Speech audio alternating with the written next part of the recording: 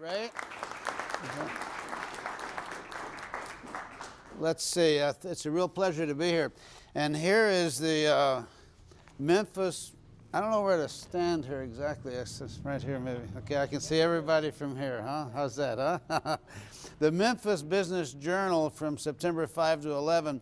And here's a young lady who is after my own heart. Ashley Hood. She started a restaurant in some place called Colliersville Town Square. Okay? She started a restaurant. She graduated from high school and used her $60,000 college fund. Instead of going to college, used the money to buy and renovate an old building and start a restaurant. You see, this is the wave of the future, folks, all right? I guess she could have gone to work for General Motors and taken her chances, but she preferred to fend for herself. So I was real pleased to see that in the paper here. Anyway, we're real pleased. I'm real pleased to be here. And let me just give you just a word or two. Let's see if I can. Let me back up here just a second. Okay, the Farrell Company has been around since 1983. I founded this company to do one thing, really, is to research and learn how, if it's possible, to teach entrepreneurship. We thought we'd try to do that. And we've trained about 1.3 million, 1.4 million people by now, which does make us, for better or for worse, I believe that we have now educated more people in entrepreneurship than any university or private company in the world. 75% of our business has always been overseas. We're very international. We have 22 little offices around the world that we try to promote. The courses are taught in 7 or 8 languages. There are 3 markets that are interesting for entrepreneurship these days. One is the corporate market, as Ray mentioned. The IBMs of the world, when I started this in '83, it was very difficult to get Coca-Cola, IBM, or anyone like that to say, why should we train our managers to be more entrepreneurial in their job? You know, we're IBM, we don't need that. Today, corporate entrepreneurship, as it's sometimes called, is pretty mainstream kind of thinking. They want their managers to be more innovative, as this from FedEx there, she's heading the innovation task force, I guess, at FedEx. Be more innovative, act like they in fact own a piece of the rock and all that, you know, that kind of thing. So corporations have been our main market, large companies, but that's really because they got the money. They paid our rent. You know, it wasn't like I'm that interested in corporate as much as I am in individuals, but they do have the money to pay for this kind of training. The second market here is government, and this has only come about in the past 10 years. Every government, city, county, state, country around the world, including the United Nations, has an agency today for fostering entrepreneurial development, small business. I mean, it's a very popular thing in economic government circles today. They finally figured out it's a good investment. It's one of the better uses of taxpayers' money, is to try to help the economy by fostering more small business. We've had projects in Northern Ireland, Brazil, New York City, Louisville, Kentucky, all around, trying to do that. That's fun work. Our most challenging contracts right now are with we're working with 3 American Indian tribes, the Cherokee and the Chickasaw in Oklahoma and the Apache in Arizona. These are very challenging things, but on any economic scale, the American Indian is at the very bottom of the list. And so we're proud to be a part of the effort to help American Indians start small businesses on their own reservations and with their own economy, that sort of thing. But down to the real love of my life is the individual, teaching individual people, and particularly youngsters, that at the end of the day, we want them to have the confidence and the skill to know that if they have to or want to, they can start a small business and fend for themselves. Now, never in American history has there been a time when this is more needed than today. We don't need this past week's headlines to tell us that. It's been going on for quite a while now, that the job market that the youngsters in America are facing is unlike anything you ever saw or your parents ever saw. When your parents and grandparents were coming up, and I suspect most of you, there were in fact good jobs available. There were high-paying jobs. We have now shipped 30 million high-paying jobs overseas in 30 years. The salary component of the national GDP is at its lowest level since 1947. Right? So your kids are facing a totally different job market than you faced. All right? This is why I'm such a believer in the Junior Achievement Mission, and why I'm so proud to be a part of their effort to begin to teach entrepreneurship at middle school and high school levels. In the high school program, our goal is very clear. We want juniors and seniors in high school through Junior Achievement to literally start a business, like this young lady here in Memphis, that they may very well carry on. They may not even go to college. They may carry on this business instead, okay? So that's kind of a background here. I know we don't have very much time today, so I want to go as quickly as I can. We start all of our programs around the world with this simple question. Now, most of you here are indeed entrepreneurs, and some of you are teaching entrepreneurship, so this may seem like, you know, coals to Newcastle, but an awful lot of people around the world are pretty confused about what entrepreneurship really is and what it really takes to start a business. So we ask everyone that comes to our own training programs and all, if you had to go home today and tell your children what are the 3 or 4 most important things you have to do to become a successful entrepreneur, what are they? What are those 3 or 4 things that are absolutely fundamental to successful entrepreneurship? And they turn out, I'm going to cover that, but they turn out to be pretty simple things. I think that's why a lot of people who are overly educated, they have a hard time with it because it's too simple, you know.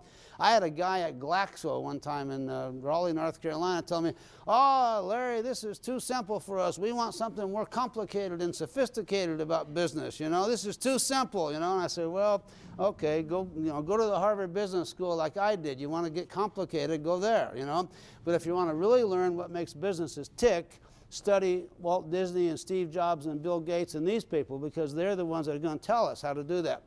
So anyway, I will cover this.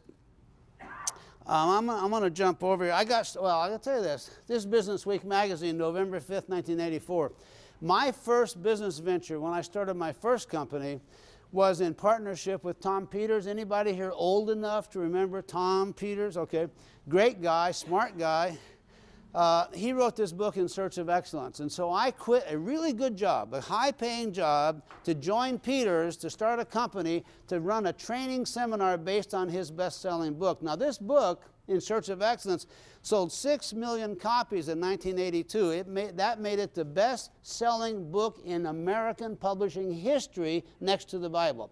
So I said to myself, this can't miss. What a golden opportunity. Now, if anyone ever comes to you with an opportunity that can't miss, think twice about it, because it may not be quite as golden as it sounds at first, you know.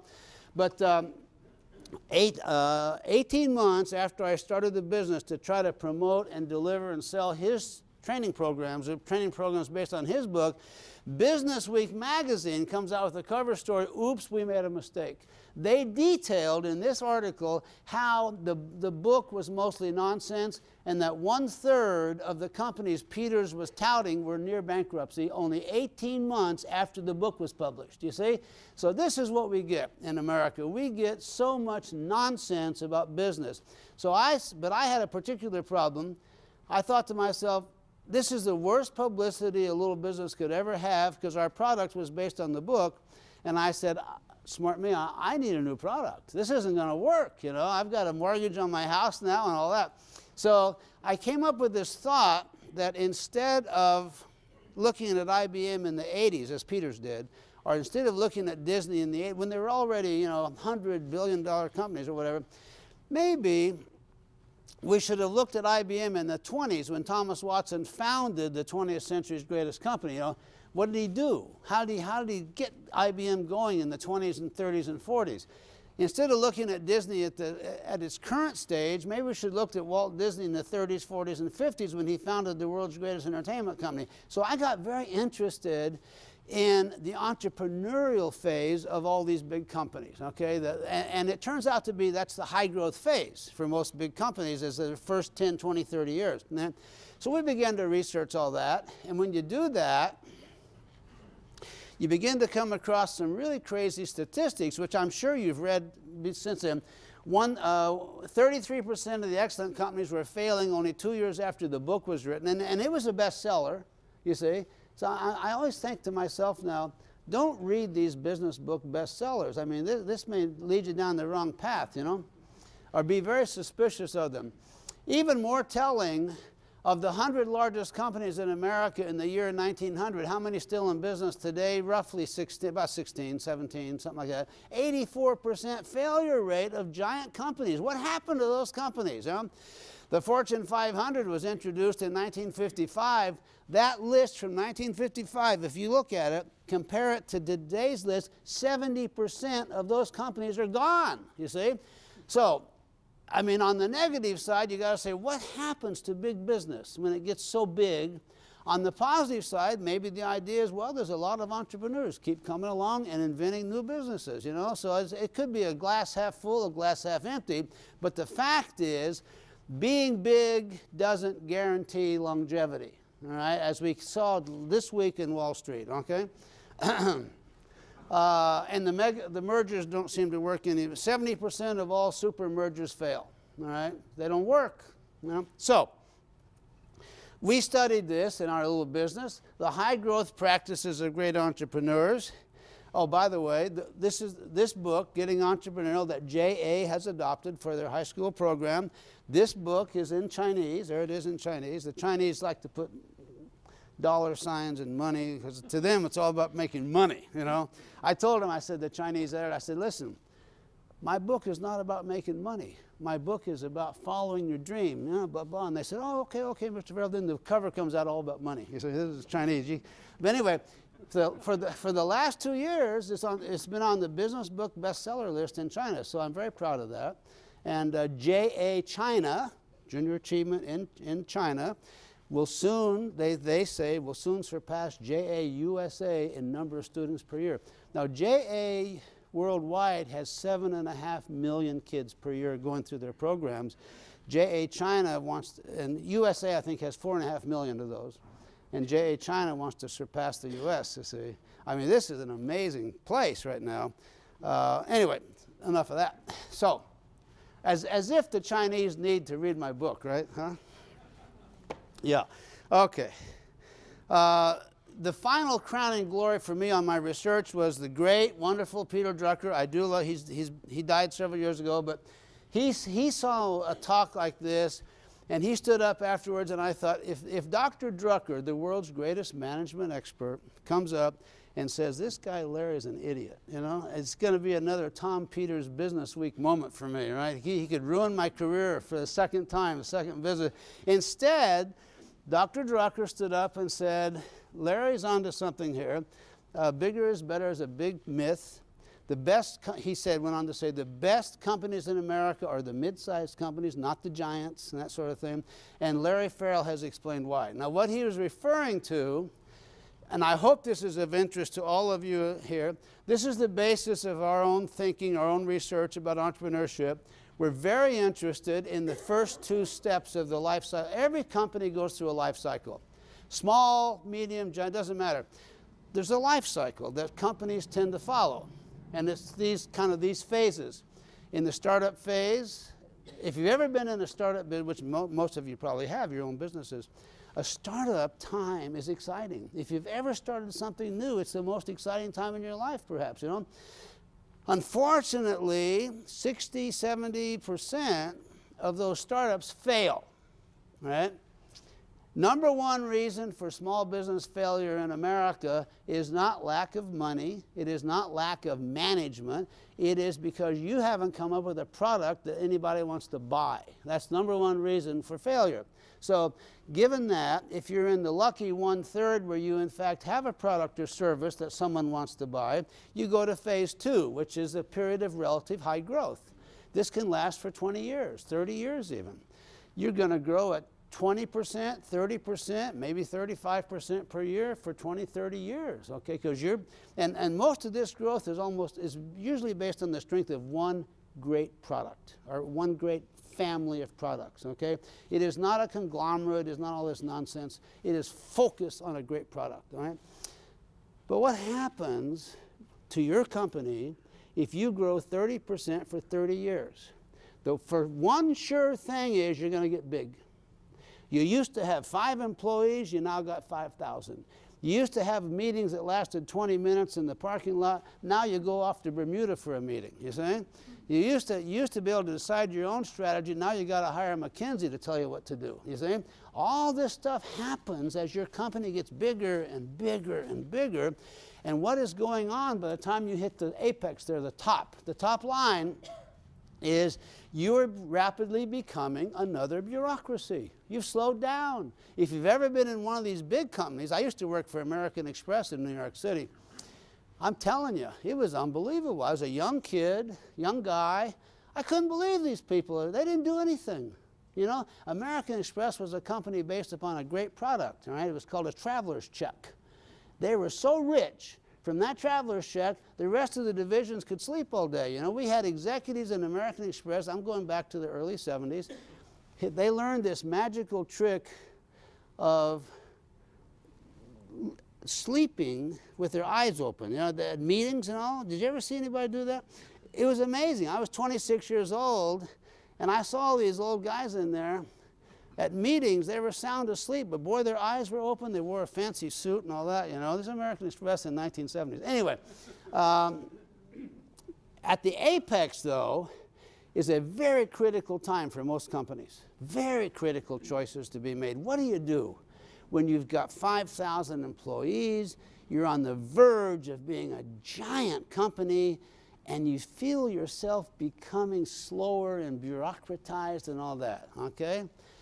One of the great things that happens at that time is you decide to retire. I'm not going to deal with this. You're now 55 years old. He says, I've had enough. I'm going to go to Palm Beach or whatever. And I've never met here's one of the great things entrepreneurs do wrong. Every entrepreneur I've ever met practically, she never replaces herself or himself with another entrepreneur. They replace themselves with all these MBA types, all right? And the MBA types, the 28-year-olds, come in with their charts and theories and diagrams, you know, and so on. And here you got a bunch of young MBAs running a burgeoning bureaucracy. I'm telling you, ladies and gentlemen, this is a recipe for disaster, all right? You got to watch that. And as the Chinese say, then others give it to their kids. Now, my son is running my company today. I'm very scared, though, because I always know the Chinese proverb. Beware the third generation. The first generation builds the business. Sounds familiar? The first generation builds the business. The second generation spends all the money. The third generation drives it in the ground. You see, that's the end of it. You see, that's why Chinese don't like big companies. They like small companies. You know. Anyway, that's a critical time. Having been a management consultant earlier in my life, I can tell you it's in phase 3, the period of decline, over there, phase 3, that most of these big companies get kind of desperate and they call in the high-priced consultants, the McKinseys of the world, the Bain and all those people, you know. I don't know if any of those people come down here, but I'm telling you. Having been one of those, I don't want to step on any toes here. If there's any young consultants here, it's a good way to make $200,000 a year, but the trouble is, those young people hired by management consulting firms, they don't have the foggiest idea what's wrong with your business. They don't have any idea why you're declining. They don't know anything about it. They think, here's what they think you need to become better managers. You see? So they're going to give you a new management information system, a strategic planning system, and all that. Absolutely useless. Most of the time, when I was a consultant coming out of Harvard, most of the time, most of our engagements, we made it worse for the client. We drove him into bankruptcy, you know? Okay, because we had no idea what was wrong. Of course, what was wrong, the great secret is they were losing their entrepreneurial spirit and getting it replaced by all this management nonsense, all right? Now, we have to be decent managers. I can't say you can run a 5,000-person company without any rules or regulations. That's true. But when management stuff becomes 90% of what you do and the entrepreneurial spirit is hanging on at the bottom for 10%, you're lost. The growth is gone. Entrepreneurs are good at growth. Managers are good at managing. As Steve Jobs, the great Steve Jobs said, managing's the easy part. Coming up with the world's next great product is the difficult part in business, you see. Anyway, most of those that go through decline, they go to phase 4, survival, and they fail. That's the 84% of the big companies went out of business, okay? Now, most of us know on the right-hand side, the dominant style is managerial. It's all about management know-how. You send people off to management courses and so on. On the left-hand side is all about growth, see? So if there are principles of management, as Dr. Drucker elucidated in 1949 in his great book, if there are principles of good management, what are the principles of entrepreneurship? There must be some that matter. What are they? And that's what we've devoted ourselves to trying to find out over the years, okay? So you end up with 2 styles. On your left-hand side, the magic of entrepreneurship, that's Disney World. When I was at Harvard, we never had a single class about Walt Disney. I honestly think my professors assumed he was just a cartoonist. He didn't know anything about business, you know? So we didn't study Disney. On the right-hand side is the Baker Library at Harvard Business School, where I spent very little time, I'll tell you. But here are the principles that we work with in terms of entrepreneurial practices, all right? And these are not from me. These are what we've observed over 25 years. Number 1, I've never met an entrepreneur anywhere in the world that did not believe that what he or she was doing was important. They have a sense of mission about their business. They actually believe they're doing something worthwhile with their life, all right? They believe it's important for customers and shareholders and, of course, themselves and their family, all right? So they have this kind of sense of mission about their professional life. This is why I tell young people, don't get into something you don't like. Don't go to work for a bank if you don't like money. Don't go to work for a shoe company if you don't like clothing and stuff like that, you know. Try to get into an occupation or a business that really turns you on, you know, whether it's music or high tech or whatever it might be, all right? Number 2, and here are the 2 most important words for any business, customer product. Entrepreneurs, successful entrepreneurs, think about customer and product all day. They dream about it at night. They wake up in the morning thinking about it again. This is their world. This is the world of Disney and Steve Jobs, you know. And look, we try to make it into a single word, customer/product. To the entrepreneur, these are not separate dimensions. You can't have a product without a customer. You can't have a customer without a product. So this is a single integrated vision, all right? Think about Steve Jobs. He is the world's master. He's Mr. User-Friendly for the computer, all right?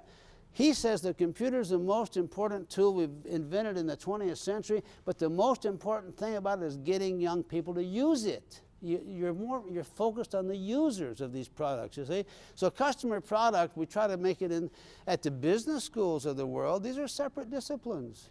You know, you go and you study manufacturing and production, or you go over here and you study marketing, see. It's like these are separate. They're not separate. They're totally related to the entrepreneur. Number 3, this will not surprise you, high-speed innovation. Akio Morita, the great founder of Sony Corporation, said, moving quickly, high speed, is the entrepreneur's secret weapon. It is the way to beat the big companies every time, because the big companies are too slow. They can't reach. And also, the big companies can't even afford to think about a $20 million market anymore. If you're in a pharmaceutical, medical services business today, if it's not a $100 million market, you can't afford to research it. It's too small, you see. Well, that leaves a lot of opportunity for us, for smaller entrepreneurs, you know, niche markets, right? Finally, underpinning all this, it is true that the entrepreneur, in fact, is self-motivated, self-inspired. Where does this come from, this self-inspiration? It's not to say that managers don't work hard. I know managers in New York who work 80 hours a week. You know, they do. So some of them are very hardworking. It's not that. But there's something different, what they're working for, I think, sometimes, all right? But the entrepreneur has a tremendous advantage. It's an old-fashioned word, and where I think this self-inspiration really comes from for the entrepreneur is this old-fashioned word, consequences. To the entrepreneur, Every Friday when they open the cash box, they look in there. You know, if they've had a halfway decent week, there's $1,000 in there, so the entrepreneur can go home and say to the spouse or wife or whatever, you know, we had a pretty good week. Here's enough money to feed the kids and pay the rent, pay the mortgage, okay? If during that week their products were no good, their prices were sky high, they were rude to customers, you open that cash box up on Friday night, empty, empty. You go home and say to the wife, gee, honey, I'm sorry, but we didn't make any money this week. So the wife says, or the spouse says, well, how are we going to feed the kids, you see? So the consequences for performance to an entrepreneur are real, they're from the marketplace, and they're powerful. This is what drives entrepreneurs on. You know, they can't afford to not make a sale. They have to make a sale or their kids won't eat. You see, this important difference. At American Express, my first paycheck was $1,200 a month. That was my take-home pay. And if I worked really, really hard and brought in several new clients to the bank, I got $1,200. I opened my pay, $1,200. Next month, I didn't work so hard. I just had an average month. I didn't bring in any clients, but I showed up every day, you know? And I opened my paycheck, $1,200. Okay? I thought, well, this is interesting. Huh? I have a great month, $1,200. I have an average month, $1,200. Next month, I'm not going to do a damn thing and see what happens, you know? I slept all month like the rest of these old guys, you know? I went to sleep for a month, opened my paycheck, $1,200. You see? I couldn't believe it. No consequences at all, positive or negative, you see? Okay, so those are the 4 practices, and I'm going to jump ahead here. Here's Disney, great quote. The inclination of my life has been to do things and make things which give pleasure to people in new and amazing ways. By doing that, I please and satisfy myself. There's the 4 principles. The inclination of my life, sense of mission. Making things, products for pleasing people, customers, product, customer, in new and amazing ways. Innovative, creative, something different. You know, that's the key for him. And by doing that, I please and satisfy myself. I am inspired by my work.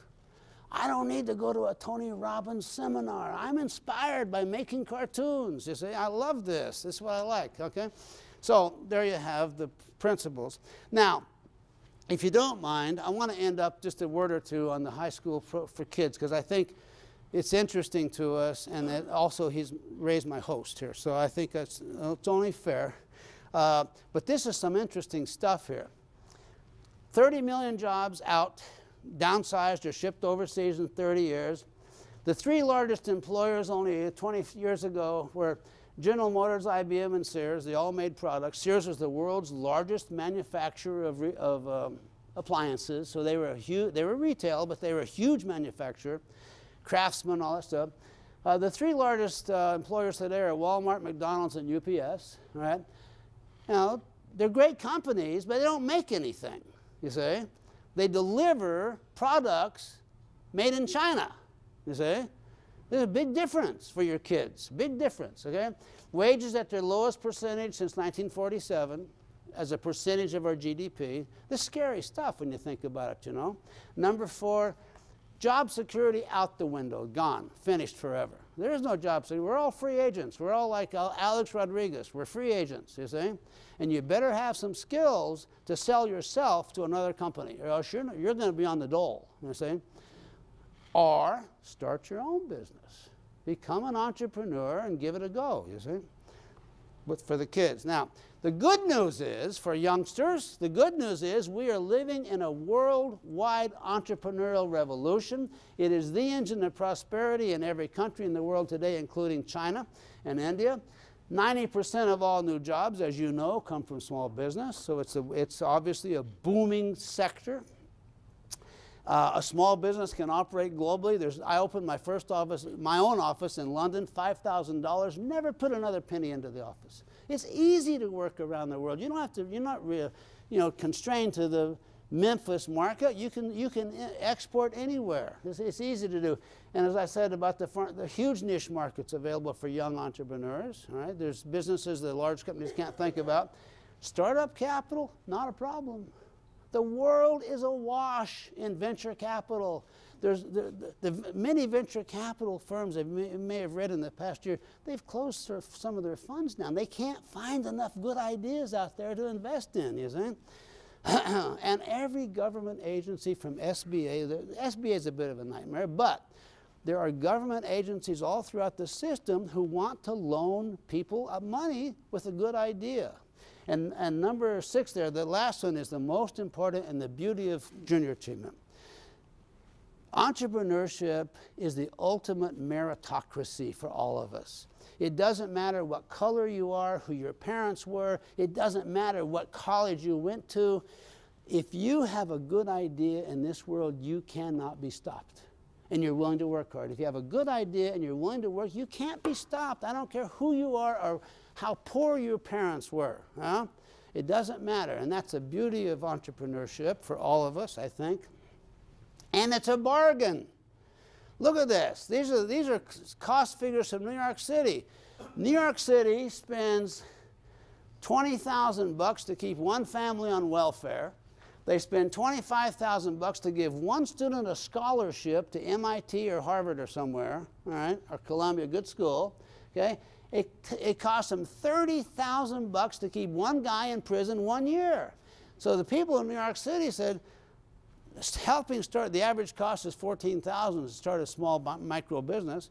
Starting businesses is a good investment for the government, for the taxpayers. You know, so that this comes from, and New York City, for all their evils in New York, they're the first big city in America that started a city venture capital fund run by professional venture capital people, but it's financed by the city to help create small business in New York City.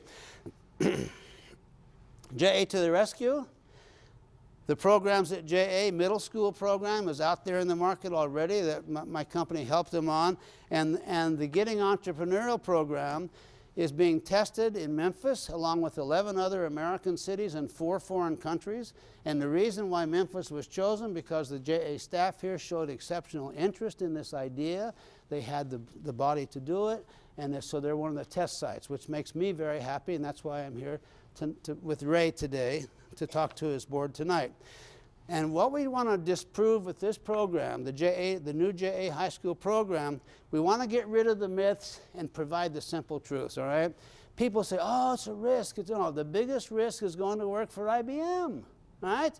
That's the biggest risk. Here, Bill Gates, risk? What risk? $700. What did I have to lose, you know? The middle school program follows those 4 principles, but we change them for the 7th grade students. They have fill the need. This is the 4 things that I talked about. I mean, the high school program is here, and I'm going to jump ahead. I mean, that's you've seen that. And there's 3 things that we also get at, and this is interesting, I think, for Society of Entrepreneurs, anybody, Chamber of Commerce, anybody. It isn't just teaching the concept of entrepreneurship. There has to be an environment where entrepreneurship can flourish, and we think there's at least 3 things. There has to be an entrepreneur-friendly culture in place. It does take a bit of money, $5,000, $10,000, whatever, $500 maybe. It takes a bit of money. And this one is really important. It takes a bit of knowledge to be an entrepreneur, but it's not necessarily the business knowledge.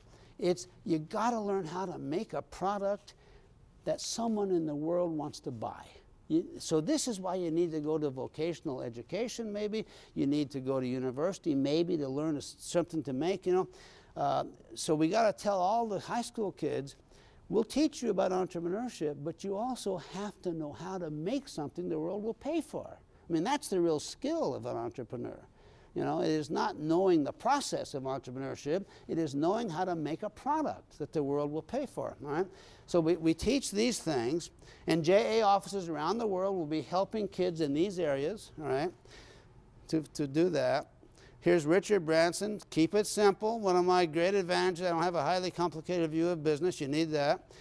Here's I'll jump over that. I know I'm out of time. What we want to end up with for the kids at JA and for all of us, we want to do something great with our life. You don't want to spend 40 years working at a job you hate. Who would want to do that, you see? So number 1, entrepreneurship is a way, not the only way, but it is a great way to feel you've done something great with your life. You've actually left some footprints in the sand. Maybe you've given your family some prosperity.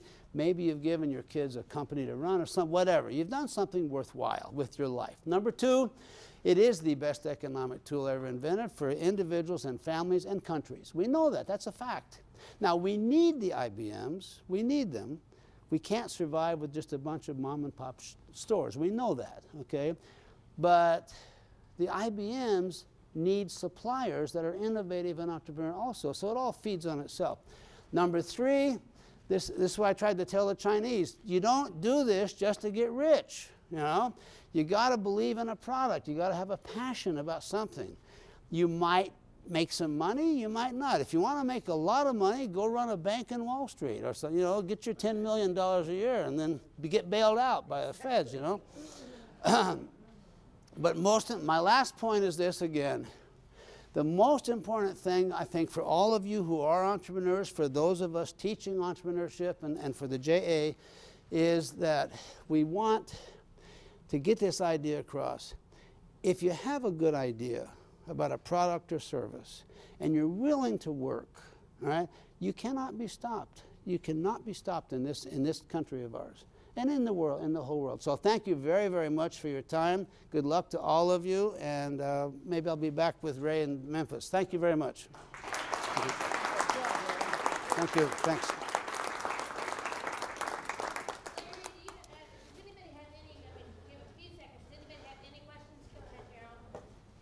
Oh, yeah. I was wondering about the government environment and it seems to me like there's less sympathy maybe for entrepreneurs and less an environment where the harder you work, the more you make. The government wants to get their hand kind of. Yeah. I'll tell you this. What's your name? I'm Gerald. Gerald. When I'm older than you. When I was a kid, entrepreneurship was almost a dirty word. I'm talking late 40s, early 50s, you know. We came out of the recession and all that, you know, and my grandmother said go to work for a big company and all that. And you only started a small business if you couldn't get a real job at IBM or somewhere, you know. So in those days, it was pretty low in the totem pole of a esteemed occupation. Now, thanks to Steve Jobs and Bill Gates and Michael Dells and all these people, since the mid-'80s, the folk heroes for young people are entrepreneurs these days. You know, it's changed. That is a positive. Now, is our government doing the right thing? I tell you, my experience is this. Local governments, where their rubber hits the road, they're very clear on this, I think. They try to be. They're governments. I mean, there's only so much that they can actually do, but they try to get out of the way and be helpful at the same time. Okay? This is why the problem you're talking about seems to me that there's a whole section of this society that needs to get re-educated about the beauties of fending for yourself and self-help and all that. And that's why I'm so excited about this program. But I don't know. I would say my experience has been in 20 years, government people are more inclined to support entrepreneurship today than 25 years ago. Whether they're Democrats or Republicans, I don't think it makes so much difference. I mean, you got even staunch liberals today who are saying, oh, small business is a good thing. The country needs this, you know, more. So I'm a little bit optimistic about it.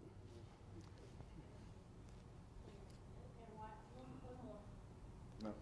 Yes, sir. One thing my father always said was, if you're not changing the shape, form, or fashion of something, you're not creating wealth. All you're doing is passing money around. There you go. And that's why probably we got 30 million jobs that have left here. Yeah. If we continue down that path, how will this country survive and how will it change?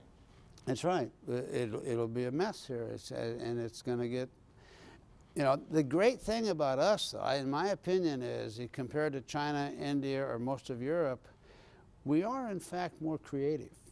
You know, we are, and this is the great Western ethos of individuality and creativity. That's our great hope for the future, is we can innovate our way out of this by creating biotech industries one after another. You know, the biotech has been the fastest growing world business in the past 15 years, and America by far leads the pack, although many of our scientists are from India and China. That's a problem, you know? But it would be a mess if we don't innovate out of this. But Americans are still hardworking people, don't you think, by and large? And we're very smart, we're very innovative, but we got to do something about the rural poor and the inner city. These two, you look at all the education stats. If you just took the better public schools in each city, our stats are damn good. But if you throw in the inner city and the rural poor, our stats go way down. You know, we've got to help. We got to get those people to help themselves, and this is why I'm excited about programs like Junior Achievement. You know, anything else? Yes, ma'am.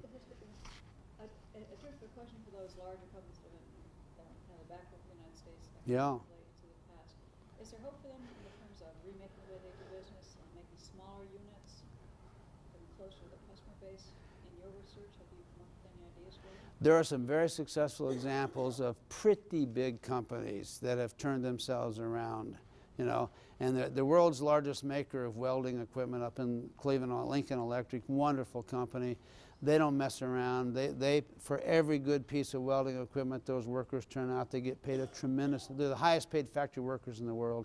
You know, they've got the right entrepreneur. In my book, I call them the biggest entrepreneurial company in the world, Lincoln Electric in Cleveland, wonderful company. So there are things they can do. But what happened, I don't know what happened here when Wall Street began, if you're the CEO of a Fortune 100 company, the only way to save your job is have that stock price go up, you know? And that's dangerous. That's a dangerous mentality that has begun to pervade our biggest companies for the past 20 years. That has to change somehow. It has to, and there is a bit of greed going on. Let's face it. I mean, you know, who needs $20 million a year or $90 million a year? You know, that's ridiculous. Why should someone running a company make more money? I like the Singapore model. The president of Singapore makes as much as any CEO in the country, because the idea in Singapore is, well, running the government's got to be at least as hard as running one of these companies. And then we had Carly Fiorina 2 days ago say none of the 4 people running for national office could run Hewlett-Packard. Did you read that? You know, what an insult. You know, it's ridiculous. I don't know what she's talking about. Of course, now John McCain's put her in the icebox. You know, he didn't want to hear that anymore. Anything else? Okay. Thanks so much. Okay, thanks.